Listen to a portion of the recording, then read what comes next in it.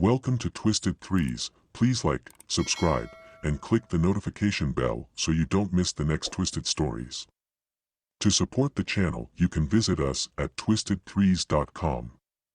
Now let's see how twisted the world is today.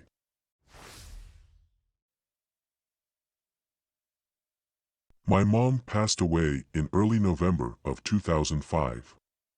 I had gotten married at the end of May of that year, and she waited to tell the family that she was sick until the end of June. She didn't want to take away from the joy of the baby, of the family getting married. It was way too fast, and none of us were ready to let her go. She always said she wanted to go at home, no hospital or hospice, said it for years, especially after my dad passed when I was 16. He passed at home, surrounded by all of us up until the end. That was what she wanted too. In the house he built with his bare hands, and the house they raised the family in. So that's what we did. Basically, her 6 children moved back home and stayed with her for the final 2 months. We took shifts to see our husbands, wives, and work during that time, but at any given point, there were 4 of us there 24 hours a day, making sure she was surrounded by love and never alone. Now, I didn't take her death well. I mean, I did everything that needed to be done and kept myself together, but we were close, and this was so fast, and I didn't want to believe it. I can't tell you a number of times I caught myself calling her, to then just stare at the phone mid-dial and realize she wouldn't pick up. Well, a month after she had passed, I was alone at my own home watching TV. It was only about 7 p.m., so dark at that time of year in New England, when movement caught my eye from my eye on the left. 12 feet from me, my mom walked through my kitchen stirring something in a bowl. She paused in the doorway, gave a little wave with her fingers, from the hand wrapped around the bowl, as her head tilted with a smile, and moved past the doorway. I was frozen to where I was sitting, so I called out, "Mom," and heard her laugh. Her healthy laugh, from before she got sick and couldn't smile anymore, let alone laugh. I went to the kitchen, but there was nothing. I swear on my life that this was real. She was there. Thing is, my mom was a great baker. She passed a lot of her recipes on to me, and while not as often as I would have liked, we baked together. It was time that made both of us happy. We laughed, chatted, gossiped, and drank tea while we waited for some delicious concoction to come from the oven. To this day, whenever I make her cheesecake, cookies, cream puffs, or meringues, I'm happy. I dance around the kitchen as I stir the bowl, and I think of her and the time she visited me. She has only visited me in my dreams since. Always warned me or helped me with a problem that I'm having. I like to think that she was able to muster the energy to come see me in person, just this once, so that I knew that she was okay, I didn't have to be sad, and that she would always be there. When I was 15, my dad was driving to a friend's house to practice some roller hockey. My buddy lived in a 2-story log cabin with a long winding driveway.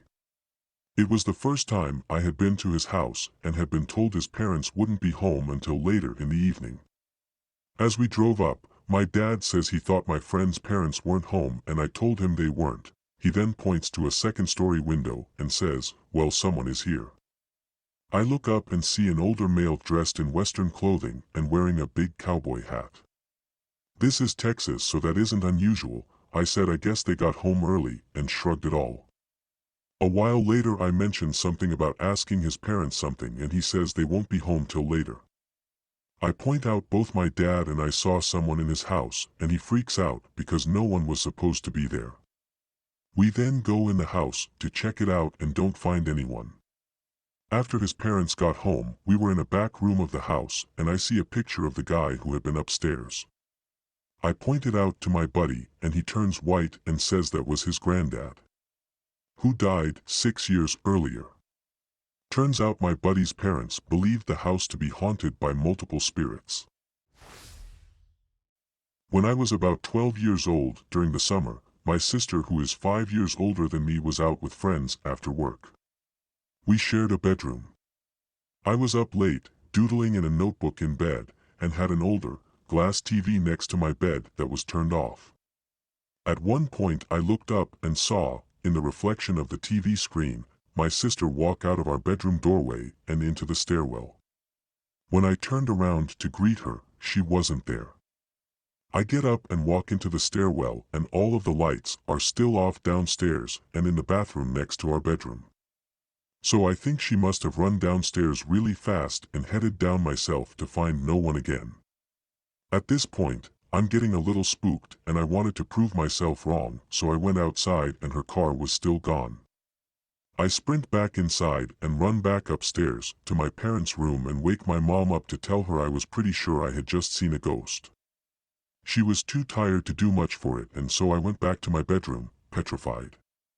When I thought back on it, I realized the girl was in a long-sleeve dress that looked somewhat vintage, and my sister was very much a tomboy in those days.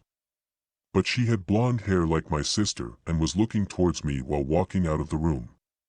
I stayed awake with my light on until my actual sister got home and I felt safe to sleep. It still creeps me out a bit to think about it to this day. I don't really believe much in an afterlife, but I know I saw a young girl walking out of the door. I wasn't really tired, I hadn't been watching anything earlier in the evening to scare me, and even further wasn't scared when I first saw her because I thought it was just my sister. I can't explain it though. Never saw her or anything like it again.